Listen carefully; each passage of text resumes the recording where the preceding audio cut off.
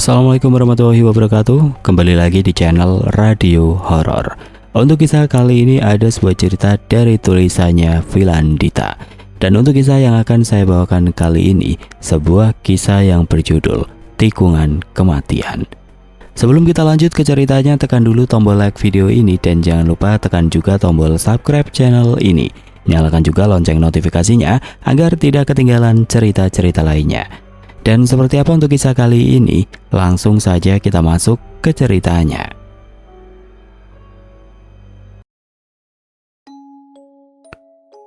Faizar berdiri di depan pintu rumahnya. Tubuhnya gemetar meski udara malam cukup hangat. Udara desa ini tetap membawa aroma basah hutan dan kesunyian yang berbeda dari hiruk-pikuk kota. Setelah 3 tahun merantau di kota Jakarta, kini rumah ini terasa asing. Namun yang lebih menghantuinya adalah kenyataan pahit bahwa rumah ini kosong. Dan dia sendirian. Mimpi buruk apa ini? Faizar bergumam sambil melangkah masuk. Di ruang tamu, Faizar mengedarkan pandang. Tidak banyak yang berubah. Perabotan di rumah ini tetap seperti dulu. Meja kayu tua, kursi rotan yang berderit saat diduduki, dan foto keluarga yang menggantung di dinding. Tapi semua tampak lebih sunyi, seolah-olah rumah ini kehilangan jiwanya. Beberapa hari lalu kabar kecelakaan itu datang. Semua keluarganya, ayah, ibu, adik, paman, bibi, bahkan sepupunya, tewas dalam perjalanan ngiring pengantin. Mobil yang mereka tumpangi kehilangan kendali di tikungan pegunungan desa hingga terperosok ke dalam jurang. Tidak ada yang selamat, mereka semua meninggal di tempat. Namun ada yang mengganggu pikirannya. Sejak menerima kabar itu, Faizar dihantui mimpi yang sama setiap malam. Dalam mimpi itu ia melihat keluarganya berdiri di tikungan itu. Tubuh mereka terbelenggu rantai hitam besar, wajah mereka pucat dengan tatapan kosong. Mereka mencoba bicara, tapi suara mereka teredam, seperti ditelan kegelapan. Faizar!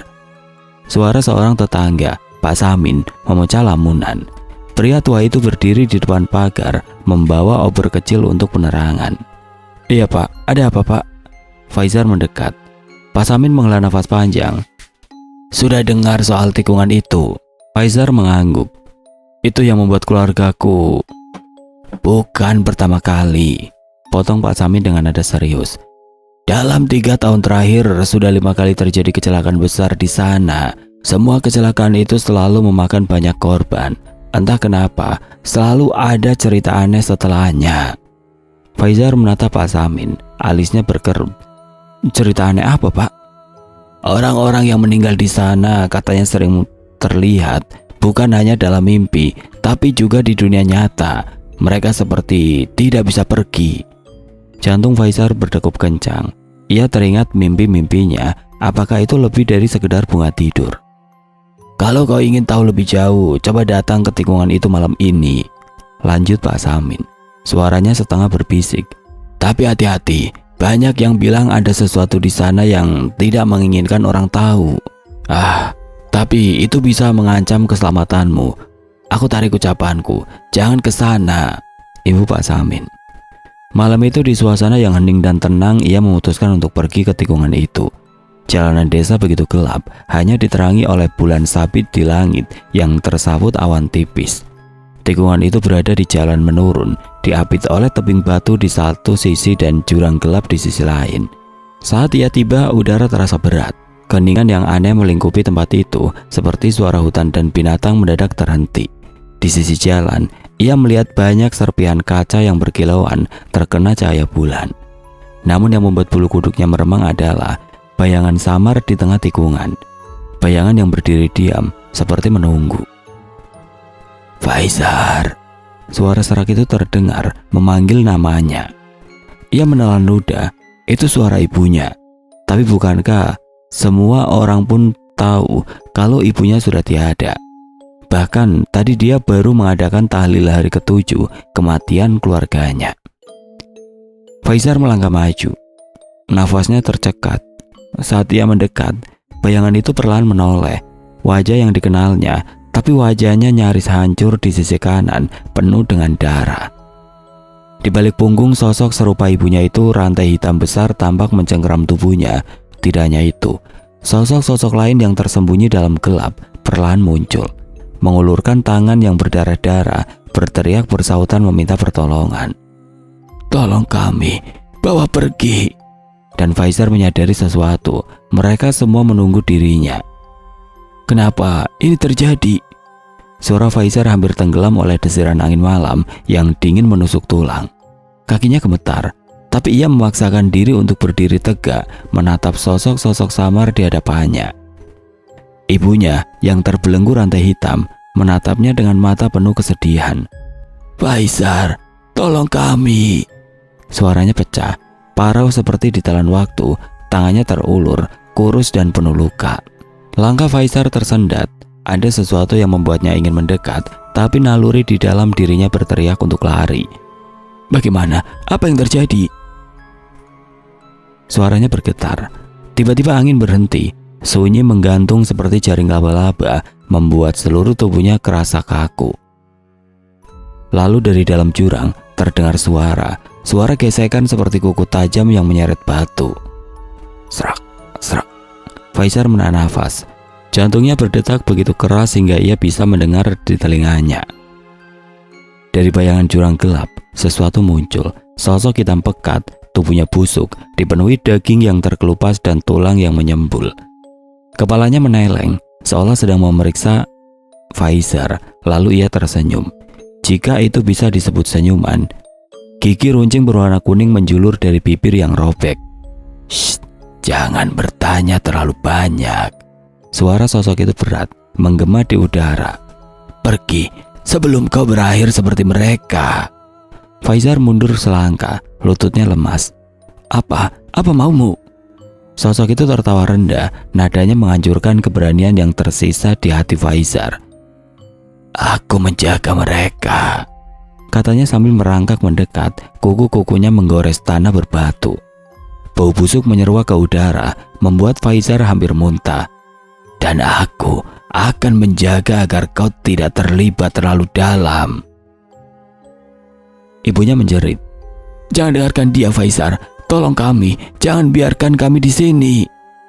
Namun sosok hitam itu menggeram, lalu berteriak keras. "Diam!" Ceritanya mengguncang udara, membuat telinga Faizar berdenyut sakit. Faizar tersentak mundur. Tangannya mengepal, tapi keringat dingin membasahi telapak tangannya. Ia ingin lari, tapi ada sesuatu di hatinya yang menahan. Bagaimana bisa ia meninggalkan keluarganya di tempat seperti ini? Namun sosok hitam itu semakin mendekat, kukunya yang runcing hampir menyentuh kakinya. "Pergi!" Kini wajahnya hanya beberapa inci dari Faizar, mata hitam legam itu menatapnya dalam-dalam. "Jika kau tidak pergi, kau mati." Pilihan itu menusuk hati Faizar. Aku bahkan gak tahu cara menolong kalian," katanya lirih. Ia menatap ibunya yang menangis darah, matanya memohon-mohon, namun bayangan tentang gigi dan kuku makhluk itu membuat tubuhnya gemetar hebat. "Maafkan aku," bisiknya sebelum berbalik dan mulai berlari. "Faizar, jangan!" Jeritan ibunya menggema, bercampur dengan suara tertawa sinis dari makhluk itu. Namun Faizar terus berlari, langkahnya terseok, nafasnya tersegal-segal. Ia merasa sosok hitam itu masih di belakangnya. Bayangannya seperti menjulur dari kegelapan, mencoba meraihnya. Saat akhirnya ia mencapai jalan desa, ia terjatuh, tubuhnya bersandar di batang pohon besar. Dada Faizar naik turun, udara malam yang dingin tidak cukup untuk mendinginkan keringat yang mengalir deras. "Gimana aku bisa menolong mereka?" bisiknya pada diri sendiri. "Aku bahkan tidak tahu apa yang sedang terjadi." Angin dingin kembali bertiup, membawa suara samar jeritan yang berasal dari tikungan. Faizar tahu ia tidak bisa mengabaikan ini, tapi untuk kembali ke sana, itu berarti menantang maut. Dan kali ini maut itu benar-benar ada di depan matanya. Pagi itu sinar matahari menembus sela-sela daun menyinari desa yang terlihat tenang di luar, namun menyimpan sesuatu yang gelap di dalamnya. Faizar berjalan menuju rumah Pak Samin dengan langkah berat. Malam yang dilaluinya meninggalkan bekas di tubuh dan pikirannya. Saat ia mengetuk pintu kayu itu, Pak Samin membukanya perlahan. Wajah tua pria itu langsung berubah saat melihat Faizar berdiri di depan pintunya. Kau benar-benar ke sana tadi malam?" Suara Pak Samin bergetar, antara kaget dan takut. "Iya, Pak. Aku melihat mereka, keluarga saya, dan ada sesuatu di sana." Pak Samin menarik nafas panjang, membiarkan Faizar masuk. Mereka duduk di kursi kayu sederhana di ruang tamu. Dan Pak Samin langsung mengunci pintu, seolah takut ada yang menguping. "Kamu tidak seharusnya ke sana," kata Pak Samin akhirnya, nadanya berat. "Tempat itu lebih baik dibiarkan." "Tapi kenapa, Pak?" Faizar memandangnya tajam. "Keluarga saya, mereka terbelenggu di sana. Saya tahu ada sesuatu yang salah. Saya ingin tahu apa yang terjadi. Apa sebenarnya tempat itu?" Pak Samin menggeleng pelan. "Bukan cuma keluargamu. Banyak nyawa melayang di tikungan itu. Semua kecelakaan yang terjadi rasanya terlalu sering untuk dianggap kebetulan. Tapi tidak ada yang bisa dilakukan, Faizar." Faizar mengepalkan tangannya. "Kenapa tidak?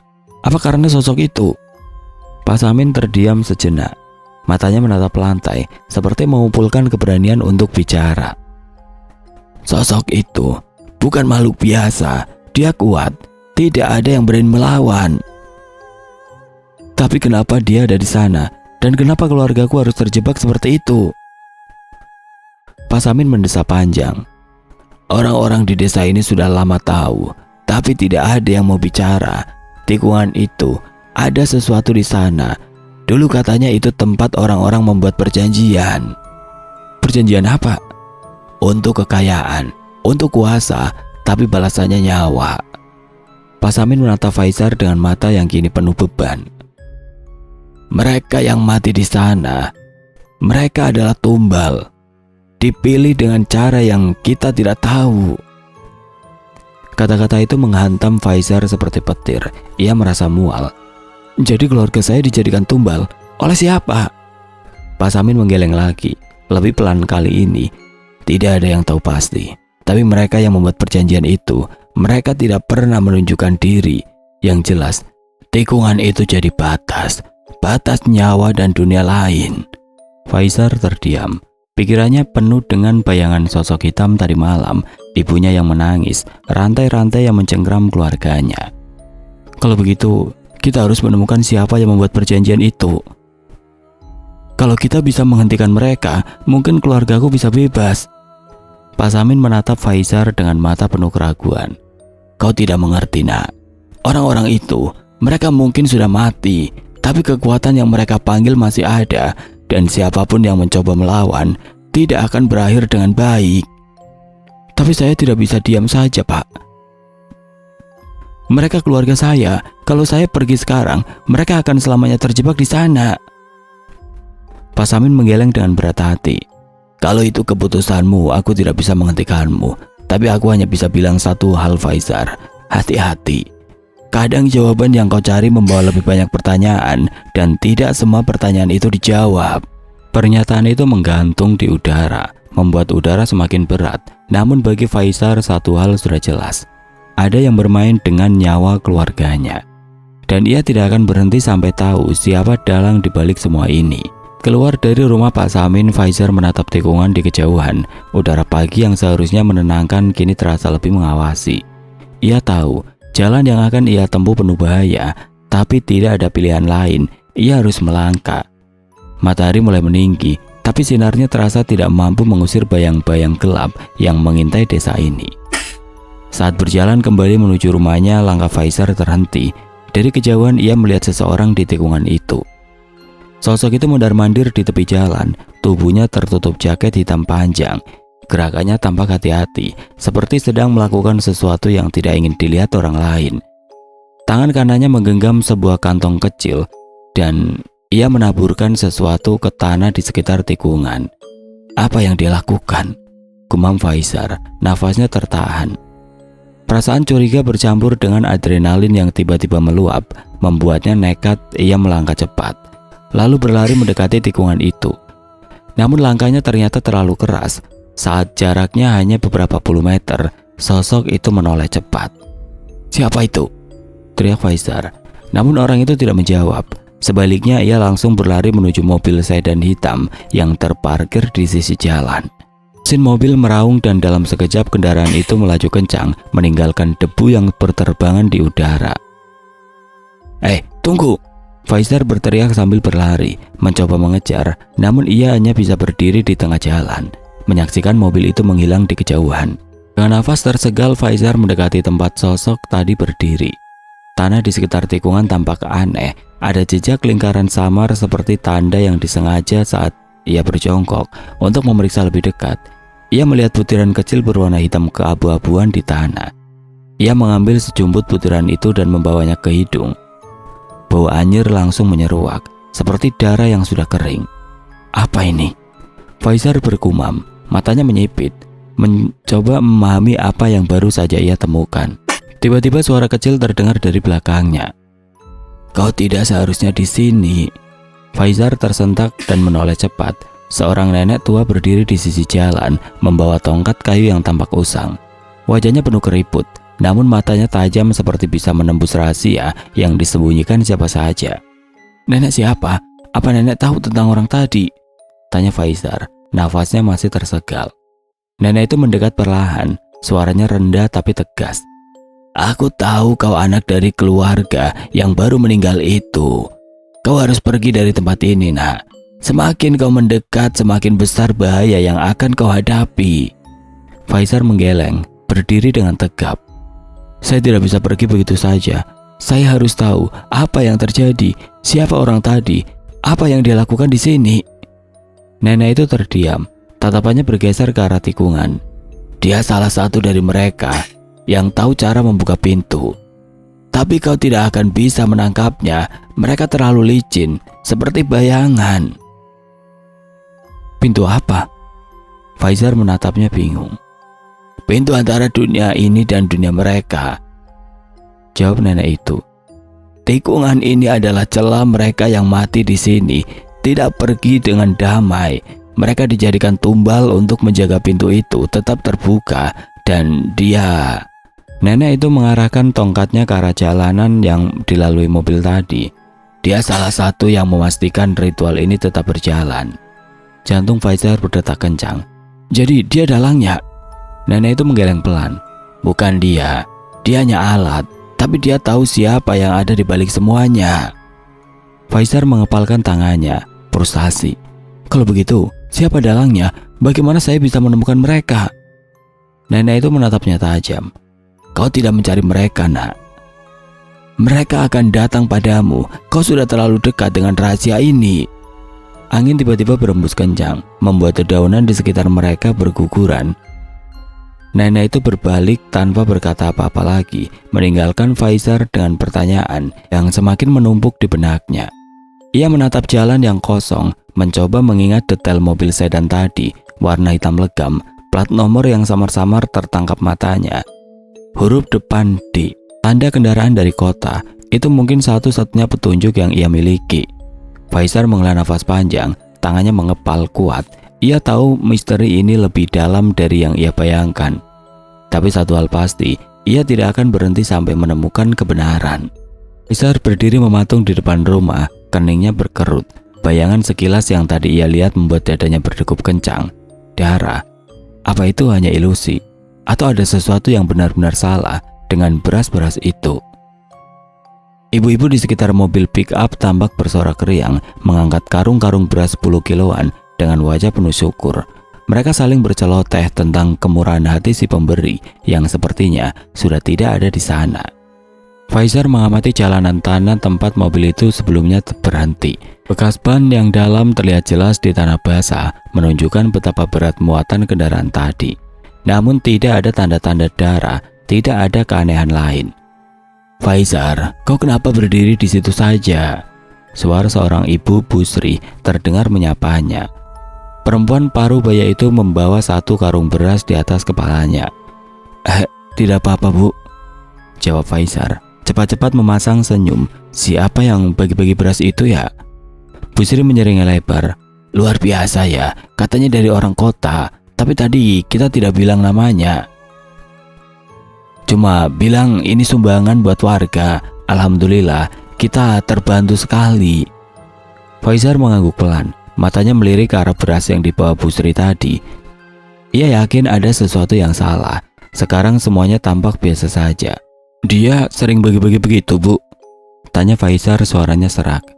Iya, kamu gak kebagian jatah beras ya? Kasihan, lain kali harus cepat kalau dia datang. Orangnya ramah sekali, tapi kok langsung pergi begitu saja ya? Mungkin buru-buru. Bu Sri mengangkat bahu, lalu melangkah pergi ke rumahnya. Faizar berdiri di tempat, pikirannya penuh teka-teki. Lelaki itu pasti orang yang sama dengan yang ia lihat di tikungan pagi tadi. Gerak-geriknya mencurigakan, dan reaksinya saat melihat Faizar jelas menunjukkan ia merasa terancam. Namun apa hubungannya dengan beras ini? Dan kenapa tadi Faizar sempat melihat darah? Saat kembali ke dalam rumah, Faizar mencoba mengalihkan pikirannya dengan meneguk segelas air dingin. Tapi bayangan beras yang berlumuran darah terus menghantuinya. Aku harus bicara dengan Pak Samin secepatnya. Ketika sore mulai menjelang malam, suara anjing menggonggong dari kejauhan membuat Faizar semakin gelisah. Ia merasa seperti sedang diawasi. Bayangan wajah nenek Sa'diyah kembali muncul di pikirannya. Siapa sebenarnya nenek itu? Kenapa dia muncul tiba-tiba? Dan kenapa dia tahu begitu banyak tentang tikungan itu? Semua misteri ini terasa seperti jaring laba-laba yang semakin melilitnya. Lelaki di pick up, nenek Sa'diyah, dan tikungan maut itu. Ada satu benang merah yang belum bisa ia temukan. Faizar mengintip keluar lagi melalui celah gorden. Jalanan desa kini sepi. Namun udara terasa lebih dingin dari biasanya. Ia tahu ada sesuatu yang besar sedang terjadi, dan ia entah bagaimana telah menjadi bagian dari itu. Besok pagi ia harus bicara lagi dengan Pak Samin, tapi malam ini ia hanya bisa berharap ia masih aman di bawah atap rumahnya. Karena entah mengapa ia merasa ada sesuatu di luar sana yang sedang mengintainya dalam gelap. Pagi itu Faizar duduk di ruang tamu sederhana rumah Pak Samin. Aroma kopi hitam mengepul dari gelas tanah liat di meja kayu di hadapan mereka. Wajah Pak Samin terlihat serius setelah mendengar pertanyaan Faizar. Nenek Sa'diyah, ulang Pak Samin, suaranya nyaris berbisik. Iya Pak, saya bertemu dengannya kemarin di tikungan itu. Dia bilang sesuatu tentang pintu dan tikungan itu jadi celah. Seperti dia tahu banyak hal yang terjadi di sana. Jelas Faizar. Pak Samin menghela nafas panjang, wajahnya berubah suram. Kamu yakin itu dia? Faizar mengangguk. Iya Pak, saya ingat wajahnya meski sempat samar. Setelah berpikir, saya yakin itu nenek Sa'diyah. Pak Samin menggeleng pelan, menunduk seolah mencari jawaban di lantai rumahnya. Nenek Sa'diyah sudah meninggal, Nak. 2 tahun lalu, tubuhnya ditemukan membusuk di gubuknya. Warga tidak ada yang tahu dia sudah lama mati, sampai baunya tercium ke kebun sekitar. Dia memang aneh, tapi untuk bertemu dengannya sekarang, itu tidak masuk akal. Pernyataan itu membuat dada Faizar terasa sesak. Wajah nenek Sa'diyah yang ia lihat kemarin tiba-tiba berubah menyeramkan di pikirannya. Jika benar nenek itu sudah mati, lalu siapa yang ia temui?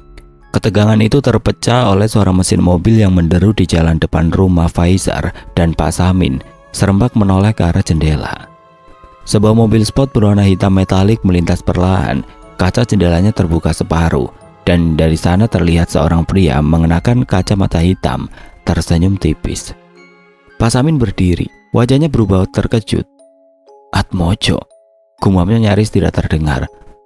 Pak Atmojo, tanya Faizar bingung.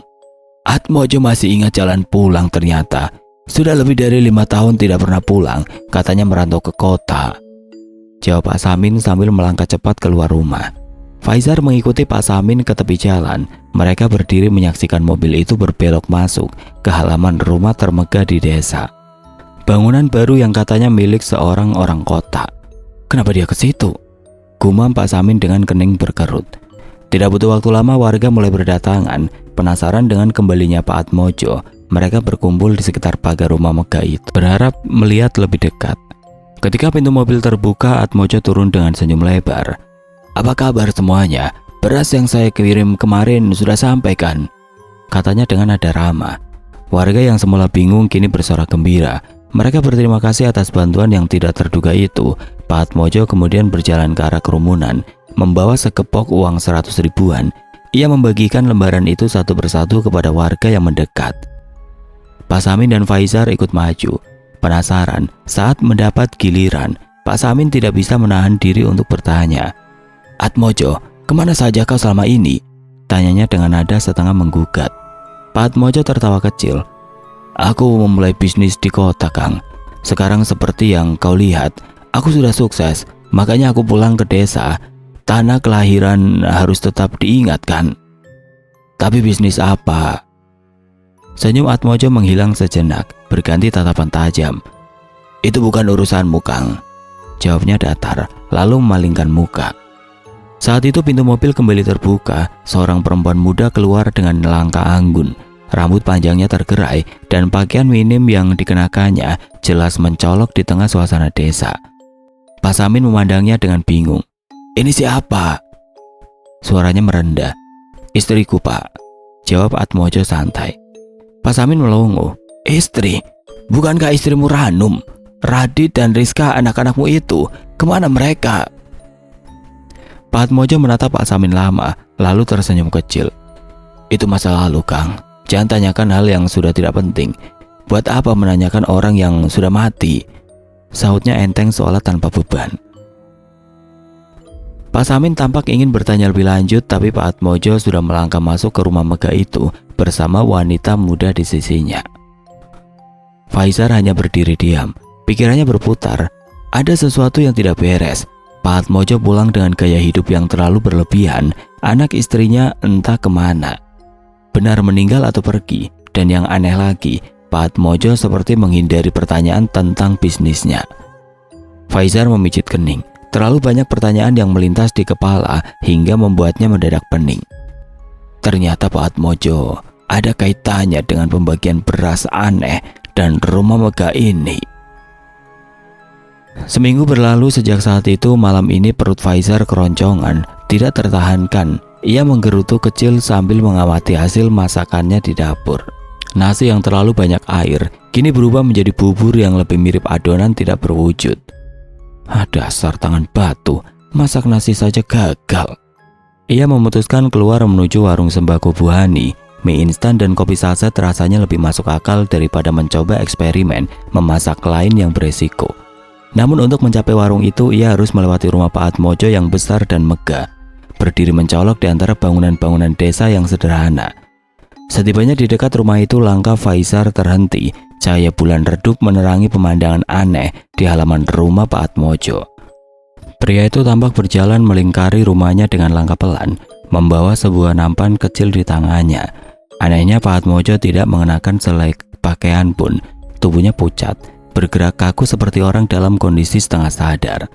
Faizar menyipitkan mata, berusaha memastikan apa yang dilihatnya. Pak Atmojo kemudian berbelok ke samping rumah dan menghilang dari pandangan.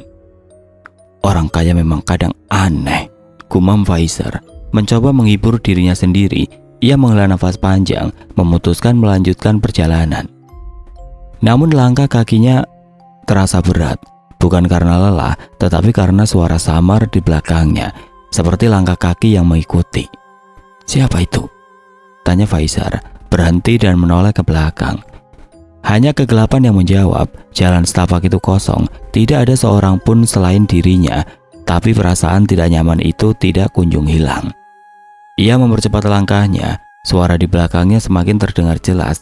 Ia mulai berlari, nafasnya terengah, sampai akhirnya tiba di depan warung Bu Hani. "Bu Hani, ada orang di belakangmu," katanya sambil terengah-engah melangkah masuk. Namun sebelum Bu Hani sempat menjawab, wanita itu menjerit sambil menunjuk ke jalanan gelap di luar. "Ya Allah, itu apa?" Faizar menoleh ke arah yang ditunjuk. Di bawah pohon besar tidak jauh dari warung, sosok bayangan hitam terlihat merangkak pelan mendekati mereka. Tubuhnya bengkok tidak wajar, seperti daging yang direnggangkan paksa. Dari mulutnya keluar suara geraman berat yang bergema di malam yang hening. "Kau terlalu banyak mencari tahu. Terlalu banyak tahu. Aku peringatkan untuk pergi sebelum akhirnya mati." Suaranya serak dan tegas, seperti diucapkan dengan ribuan nada sekaligus. Faizar merasakan darahnya membeku. Tubuhnya gemetar hebat.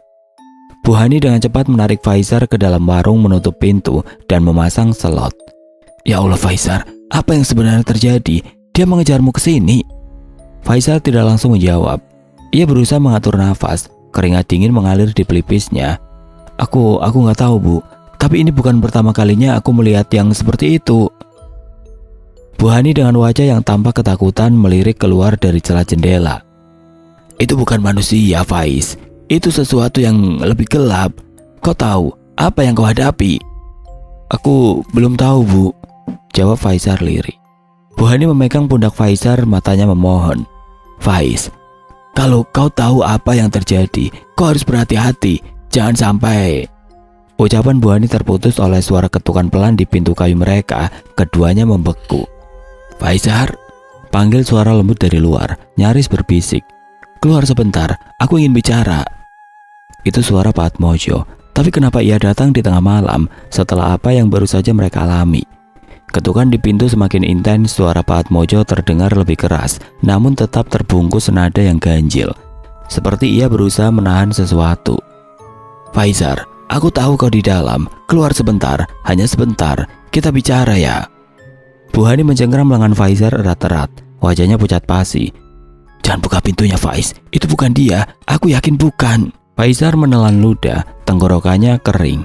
Ia melirik ke jendela kecil di samping pintu, mencoba mengintip siapa yang berdiri di luar. Sosok itu memang tampak seperti Pak Atmojo, tapi ada sesuatu yang janggal. Bayangan tubuhnya tidak ada, meski tubuhnya tersorot dengan cahaya lampu jalan. Pak Atmojo, kenapa datang malam-malam begini? Faiz memberanikan diri bertanya, suaranya bergetar. Aku hanya ingin bicara, itu saja.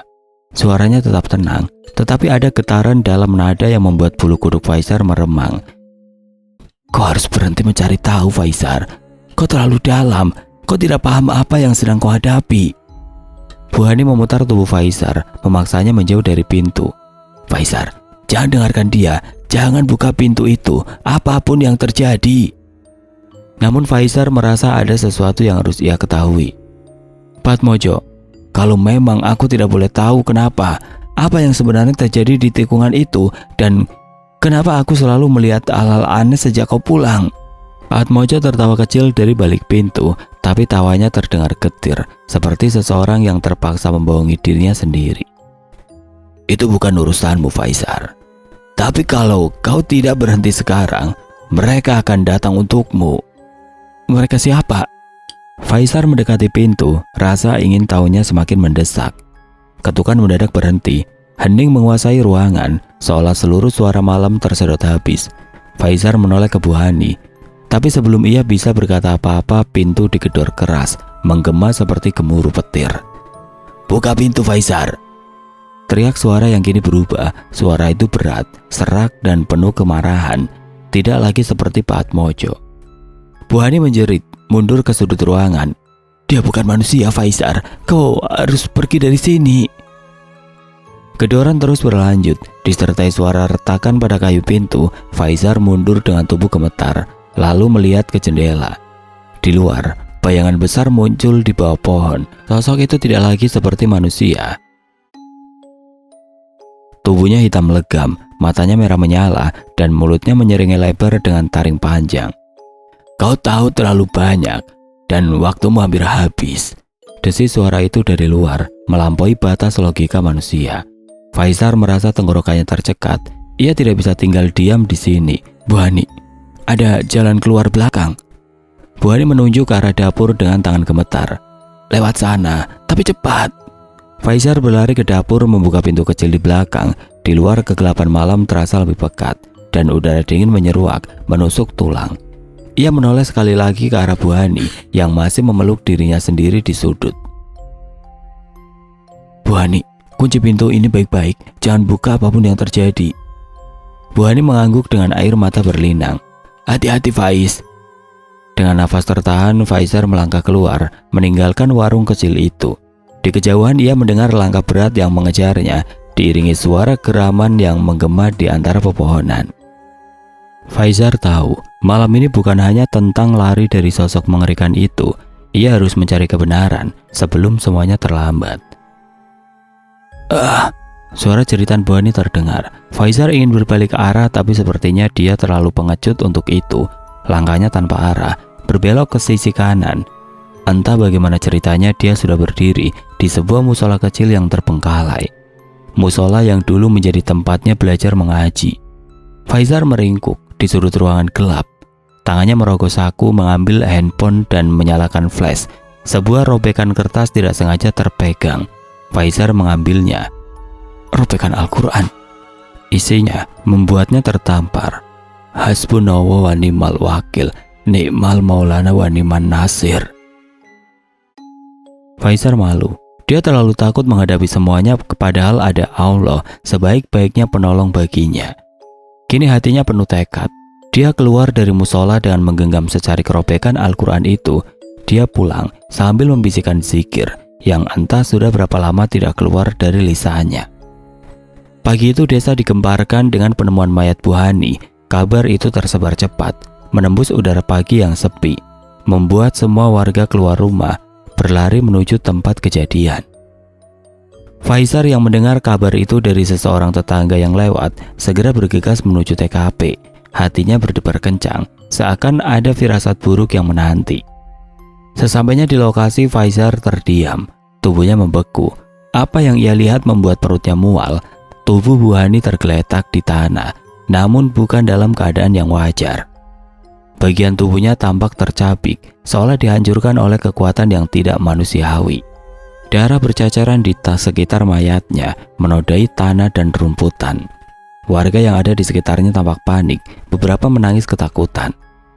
Namun, saat Faizar mengedarkan pandangan, matanya bertemu dengan sepasang mata yang tajam menatapnya dari kejauhan. Pak Atmojo berdiri di ujung kerumunan, memandang Faizar dengan senyum tipis yang mengejek. Senyum itu bukan senyum penuh kebahagiaan, lebih mirip senyum kemenangan. Faizar merasakan ada sesuatu yang menggigit di dalam hatinya. Apa yang terjadi dengan Bu Hani? Ini tidak bisa hanya kebetulan. Semua ini jelas ada kaitannya dengan Pak Atmojo. Wajahnya yang tampak tenang dan penuh kebohongan hanya menguatkan keyakinan Faizar bahwa dialah dalang di balik semua ini. Malam itu setelah berhari-hari mencoba mengumpulkan keberanian, Faizar memutuskan untuk menjalankan rencananya. Ia tahu, ancaman yang disampaikan Pak Atmojo akan datang lagi. Tidak ada jalan lain selain menghadapi langsung pria itu, mengungkapkan kecurigaannya dan membiarkan dirinya ditangkap jika itu yang diperlukan untuk mengungkap kebenaran. Faizar tiba di rumah Pak Atmojo sekitar pukul 10 malam. Setelah langit gelap menyelimuti desa, ia mengetuk pintu dengan cepat dan penuh tekad, lalu masuk tanpa menunggu jawaban. Pak Atmojo tampak tidak terkejut melihat Faizar, bahkan senyum tipisnya semakin lebar, seolah menunggu kedatangan ini. "Apa yang kau inginkan, Faizar?" tanya Pak Atmojo dengan suara datar, seolah tidak ada apa-apa yang terjadi. "Kau pikir aku bodoh, Pak Atmojo? Aku tahu semua ini ada hubungannya denganmu, semua kecelakaan, semua kematian. Kau yang melakukannya. Kau menumbalkan orang-orang demi kekayaanmu, kan?" Suara Faizar penuh amarah, tapi ia tetap menahan diri, menjaga agar semuanya tetap terkendali. Pak Atmojo menghela nafas dan akhirnya mengangguk, mengakuinya. "Kau memang pintar, Faizar. Semua yang terjadi di desa ini, semua yang mati di tikungan itu adalah bagian dari rencana besar. Aku harus melakukannya untuk bertahan. Kau tidak akan mengerti." Faizar merasa darahnya mendidih, matanya berkilat marah. Dia berniat menghajar pria angkuh di depannya. Namun sebelum bisa bergerak lebih jauh, dua sosok berjubah hitam muncul dari bayang-bayang, cepat dan tanpa suara. Mereka mengikat tangan Faizar dengan kuat, mencegahnya bergerak. Faizar mencoba melawan, tapi kekuatan mereka jauh lebih besar dari yang ia bayangkan. Tubuhnya terbanting ke kursi, diikat dengan tali yang sangat kuat. Pak Atmojo mendekat dengan senyum penuh kemenangan. "Sekarang kau akan tahu apa yang benar-benar terjadi. Tidak ada yang bisa menghalangi rencanaku." Namun tepat saat Pak Atmojo hendak mengambil langkah lebih dekat, Faizar berteriak dengan suara penuh keteguhan, "Sekarang!" Pintu ruang depan tiba-tiba didobrak keras dan beberapa orang langsung masuk, berlari menuju Faizar. Pak Samin berdiri di depan, memegang handphone yang ternyata terhubung ke telepon Faizar. Ternyata benar, Ini semua ulahmu Atmojo, kata Pak Samin dengan tegas. Kami sudah menunggu saat ini, warga sudah tahu kelakuan bejatmu, dan kita sudah siap untuk menangkapmu.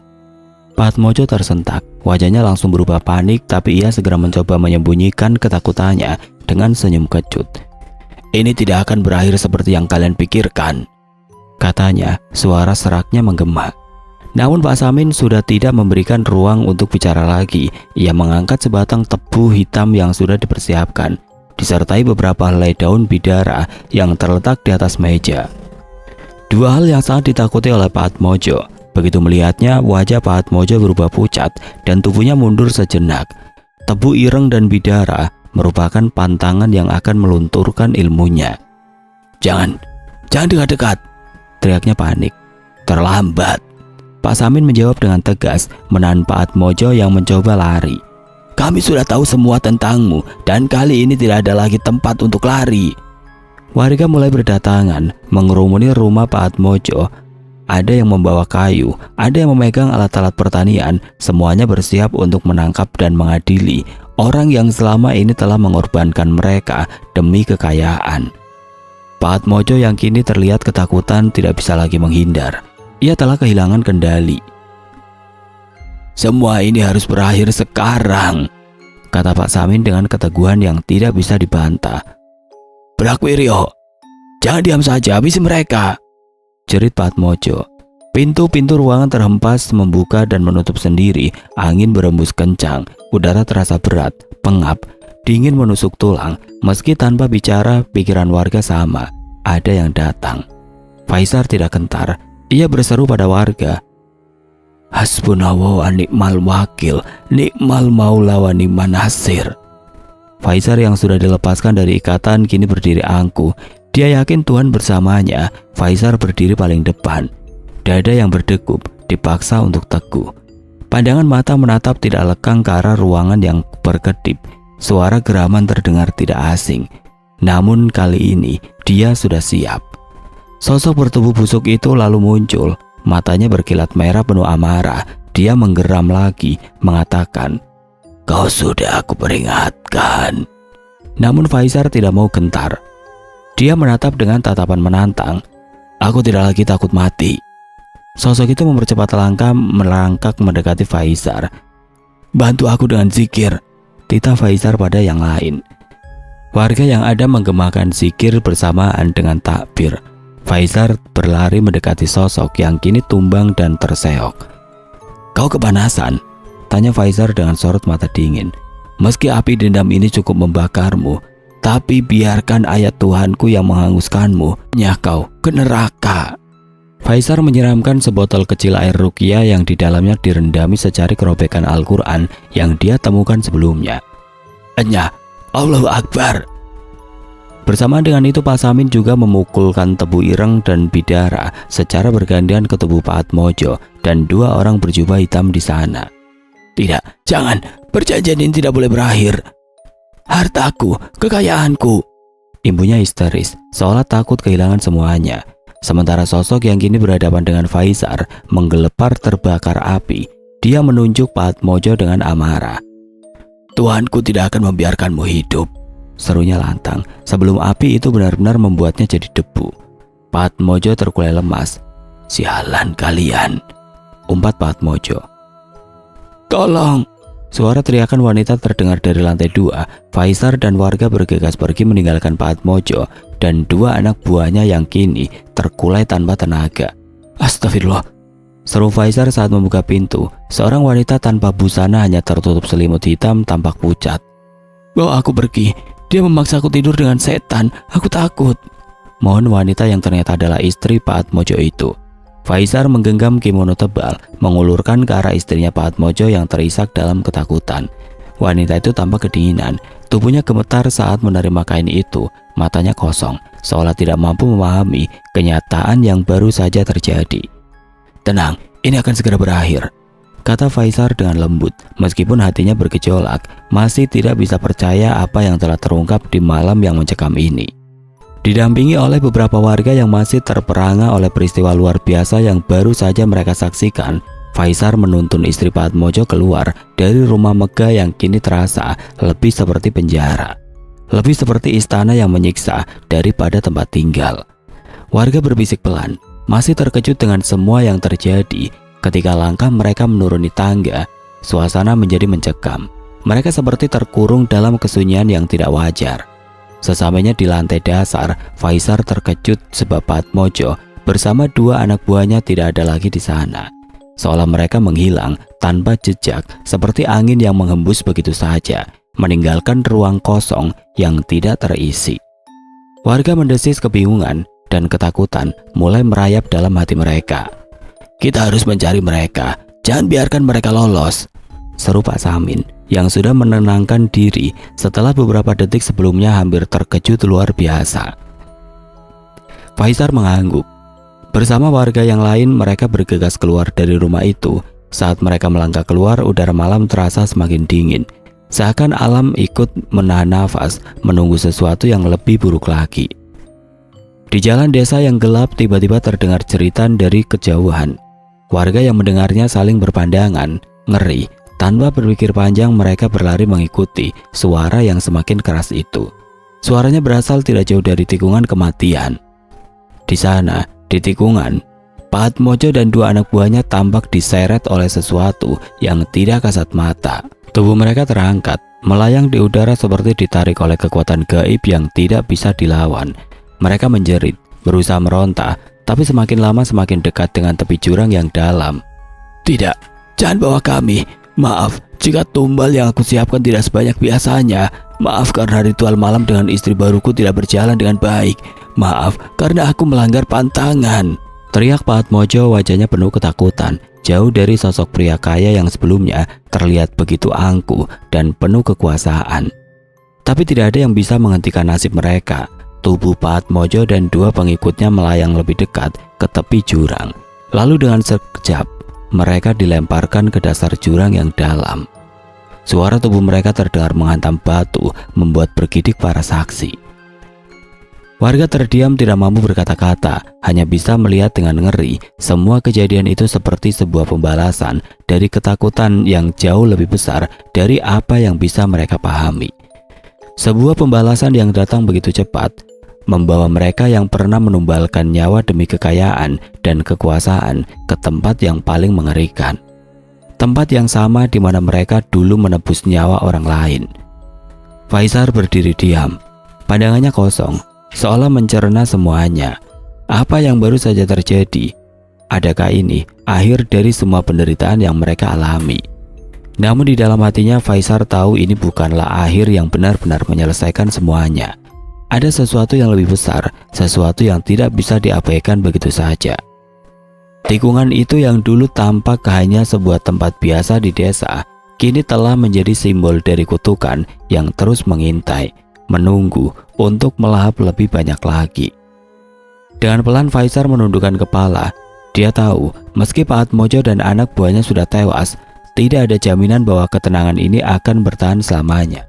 Tikungan itu dengan segala kegelapan yang ada di dalamnya akan selalu mengingatkan mereka tentang harga yang harus dibayar untuk kekuasaan yang diperoleh dengan cara yang salah.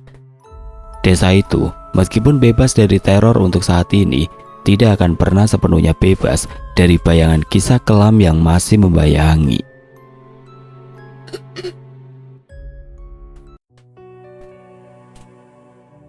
Oke teman-teman, sekian untuk kisah kali ini. Semoga apa yang sudah saya bagikan dalam kisah ini dapat dijadikan pembelajaran untuk kita semua. Dan buat teman-teman yang baru bergabung, jangan lupa untuk like, comment, share, serta subscribe channel ini. Dan nantikan kisah-kisah horor berikutnya tetap di channel Radio Horor. Wassalamualaikum warahmatullahi wabarakatuh.